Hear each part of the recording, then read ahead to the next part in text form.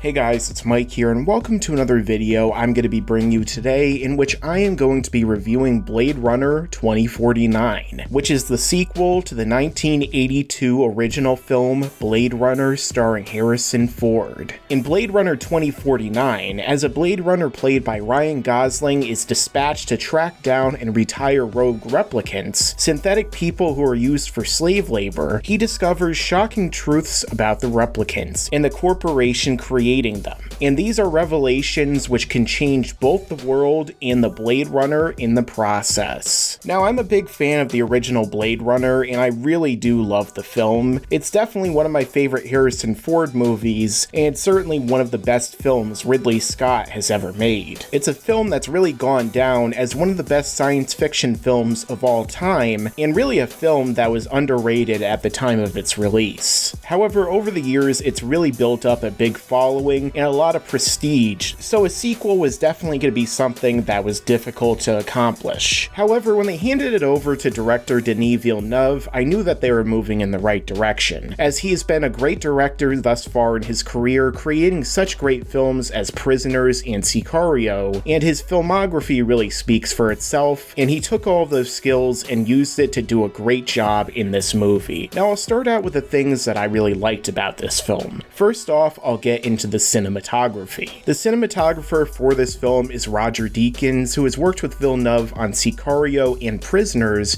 as well as a number of Coen Brothers movies, and he's really great at what he does. And this film is really no different, as it's oozing with atmosphere and creates an amazing visual spectacle that feels like another lived-in world. And that was a huge part of the original Blade Runner, and definitely is making its mark in this film as well. Now, next I'll get into the acting. Ryan Gosling is the main character who plays a Blade Runner whose job is to track down, destroy, aka retire, replicants. And Gosling gives a really good and appropriate performance for the character he's playing in this film. And it really seems like he's channeling his time with Nicholas Winding Refn in Drive and Only God Forgives for this character, which was definitely a good choice, and I feel like there was other references to those films in this one as well. And one of the things I really like about Gosling's character is he's not really this perfect character from the beginning. There's a lot of people who don't like him, who treat him really poorly, but he's just doing his job, and even if he doesn't really necessarily like what he does, he's one of the best at what he does. And of course, we also have to talk about Harrison Ford, who returns and reprises his role from the original Blade Runner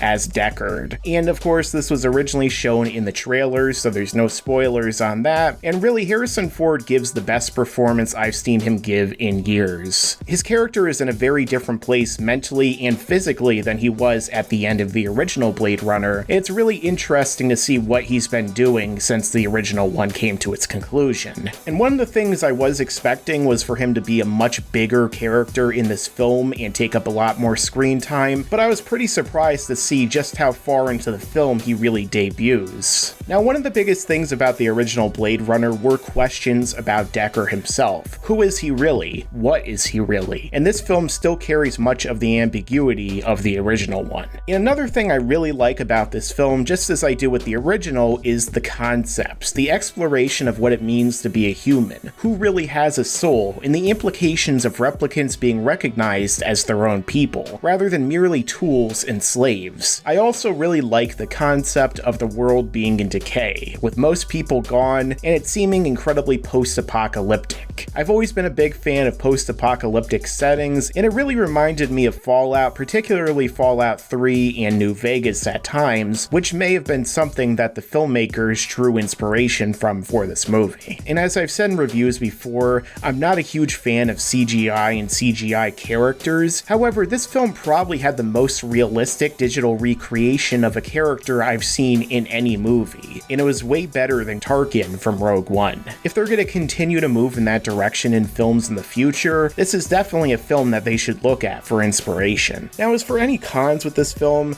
I feel like the number one is probably going to be that the runtime will be an issue for some. The film is nearly 3 hours, and there could have been a little trimming here and there that probably could have helped the film's pacing, but the film is slow and takes its time, much like the original one, so that might have been a part of the point. There also isn't much action in the movie, so if you're coming expecting like a big action movie where Ryan Gosling is running around gunning down people left and right like an Arnold Schwarzenegger movie, that's probably not what you're gonna get. But there's still some action here and there, and most of the action in this movie actually does matter, especially towards the ending. And of course, Jared Leto plays a character in this film whose name is Neander Wallace, and he's the head of the Wallace Corporation, who has pretty much bought out the remnants of the Tyrell Corporation and has taken over, creating his own replicants. He was a very interesting character, always cloaked in shadow and in a very cool location. He certainly had a big god complex, and his motivations were certainly interesting as well. However, he wasn't really in the film that much, so he was pretty underutilized. And another thing I could see being an issue for some is the film leaves questions open, which many will see as a negative. However, I like that facet of Ridley Scott's film universes, and I think depending upon the movie and how it's executed, leaving questions open and leaving things ambiguous can certainly be done very well. So in conclusion, Blade Runner 2049 is an amazing visual spectacle that is masterfully directed and captured on film. It feels like a modern day sci-fi epic, and in many ways can be argued to be better than the original. They made an excellently crafted film that didn't need to set up numerous further films in the future, and yet was still great on its own. And this was a sequel that many felt would hurt the original or be a mess, but it totally defied those expectations and exceeded the expectations of many people who were on board with it all along.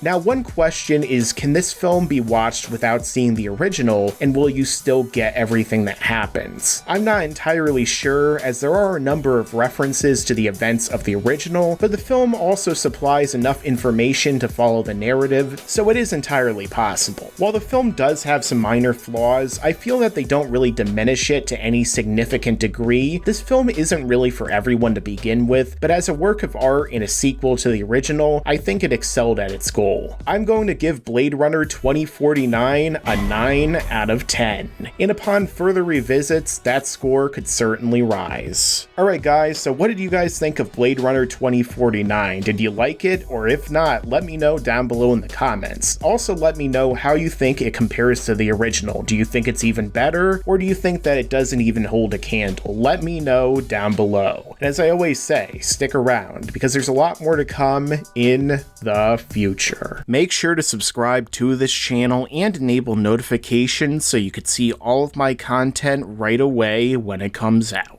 Yeah, and you better subscribe, enable those damn notifications.